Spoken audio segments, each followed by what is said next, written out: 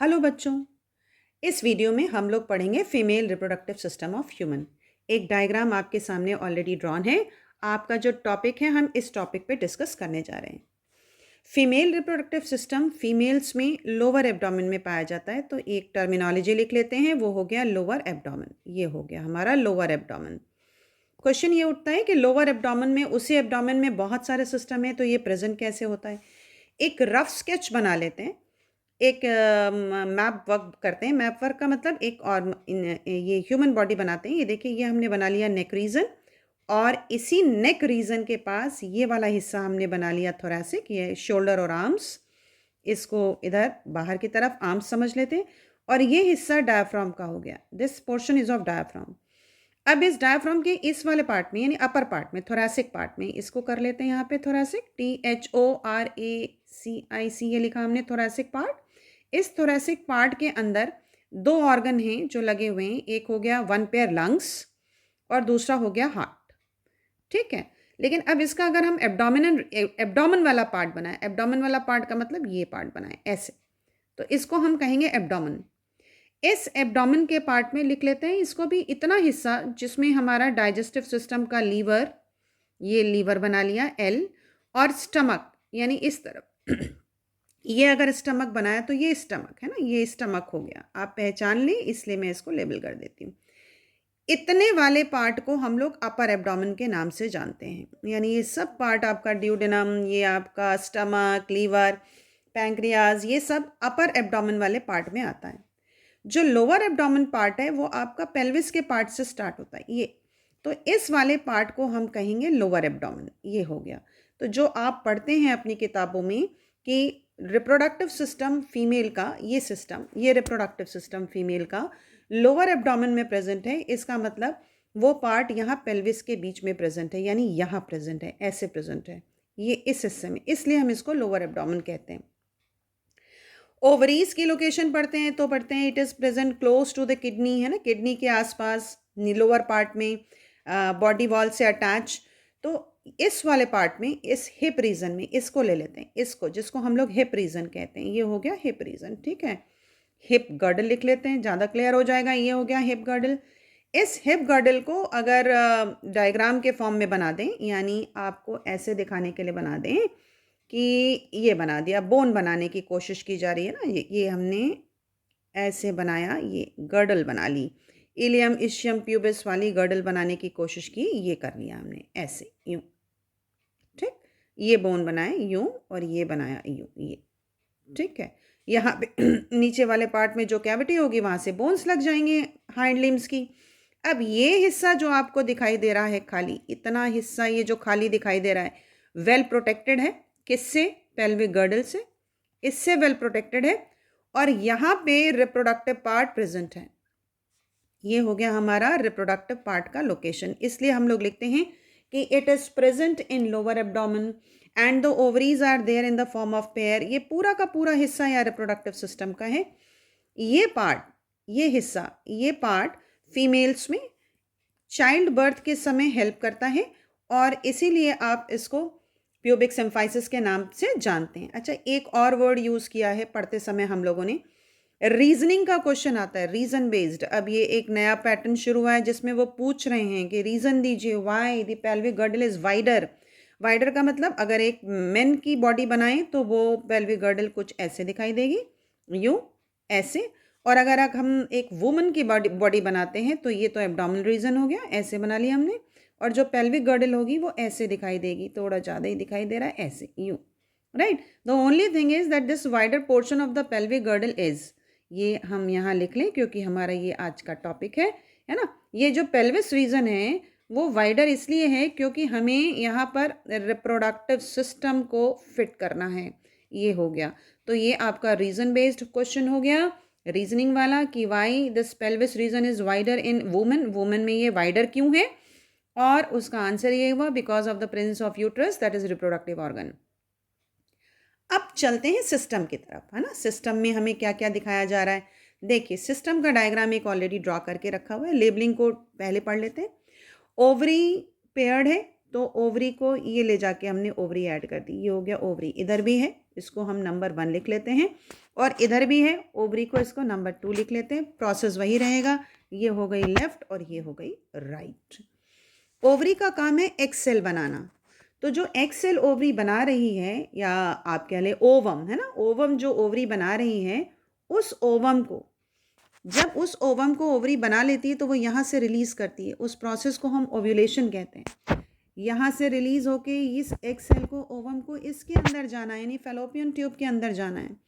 आइए देखते हैं कहाँ है ये जो फिम्ब्रियाई लाइक स्ट्रक्चर है, ये फिम्ब्रियाई जो है वो हम लोगों ने इस फिंगर जैसे स्ट्रक्चर को दे रखा है, ये है फिम्ब्रियाई। इस स्ट्रक्चर को का काम क्या है, वो ये चाहता है कि ये जो हमारा एक्सेल है ना, ये एक्सेल किसी भी हालत में बाहर की तरफ निकल के बॉडी कैविटी में ना चला जाए। तो ओव्यूलेशन के टाइम पर फिम्ब्रियाई एक्सेल को कैच करने का काम कर रही, कह रही बिल्कुल लेफ्ट एंड राइट आपको नहीं जाना है, दाएं बाएं नहीं जाना है, और वो एक सेल जो बना है वो इसके अंदर चला जाएगा, यानी फैलोपियन ट्यूब के अंदर चला जाएगा। कहाँ है फैलोपियन ट्यूब, ये ऑलरेडी लिखा हुआ है, देखिए ये फैलोपियन ट्यूब है और इसको हमने यहाँ पे लिख दिया। इस फैलोपियन ट्यूब के लिए हम लोग एक और वर्ड यूज करते हैं और उसको हम लोग कहते हैं ओवी डक्ट। फैलोपियन ट्यूब वो जगह है जहाँ एक सेल चाहे इस वाली ओवरी से बने, यानी या राइट से बने, यहाँ से बने, यहाँ लेफ्ट से बने, कहीं से बने, चांसेस लेफ्ट साइड से ज़्यादा होते हैं। तो फैलोपियन ट्यूब वो जगह है, यहाँ पे कर लेते हैं, जहाँ पे फर्टिलाइजेशन होता है, यानी यहाँ एक सेल रुकेगा और स्पर्म ट्रेवल करता हुआ यहाँ तक आकर के एक सेल को फर्टिलाइज करेगा। अच्छा, ओवरी भी सस्पेंडेड है, अटैच्ड है।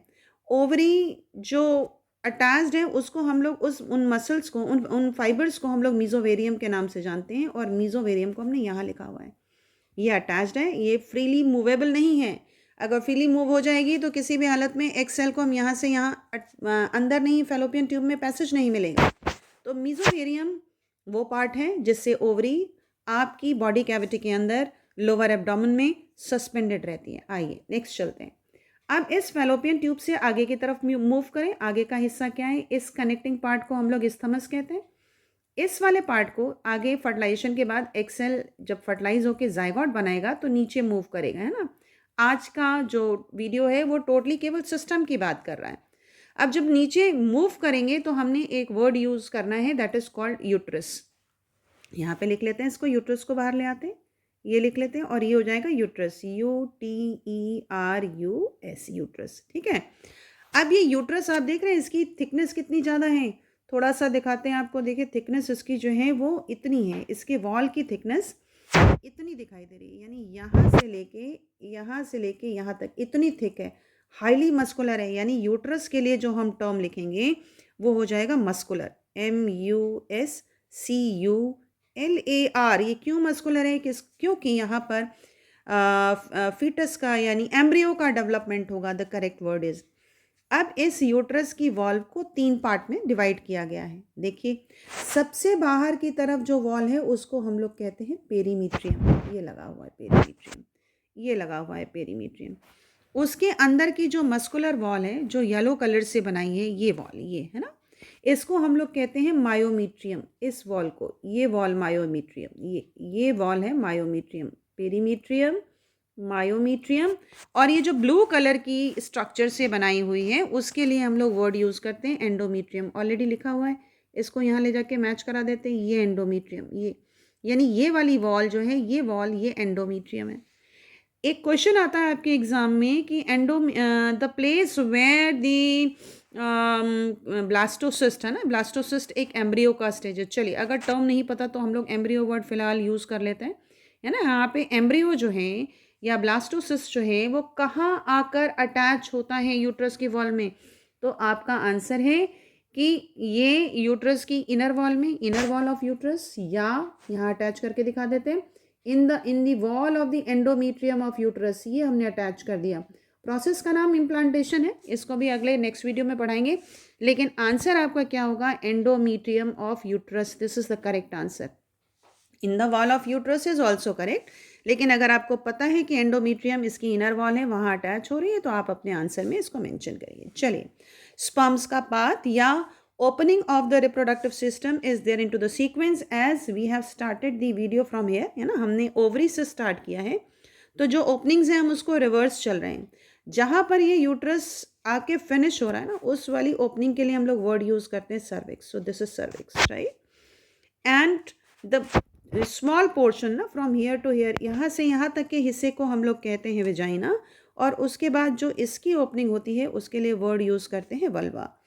इस पूरे सिस्टम को, यानी यहाँ से यहाँ तक के सिस्टम को, रिप्रोडक्टिव सिस्टम को, ये इसको कहाँ फिट करना है? लोअर एब्डोमेन में, यानी यहाँ ला करके फिट कर देना है. दिस इज द पार्ट, ये इसको हम lower abdomen in between the pelvic region, और किस में? फीमेल में. ये लगा दिया. रीजनिंग बेस्ड आंसर किया आपने. आपने ये क्वेश्चन ये आता है आपका कि release of ovum from the ovary it is called ovulation. तो ये ओव्यूलेशन यहाँ दिखाया. और उसके बाद जो रिप्रोडक्टिव पार्ट हैं किस तरीके से लगे होते हैं फीमेल की बॉडी में, वो आज हम लोगों ने पढ़ा. तो thank you, tata, bye bye. अगर कोई इससे रिलेटेड क्वेरी हो तो आप इसी वीडियो के नीचे मुझे मैसेज ज़रूर करें. I try to help you. पसंद आए तो लाइक करें, सब्सक्राइब करें और सपोर्ट भी करें. Bye bye.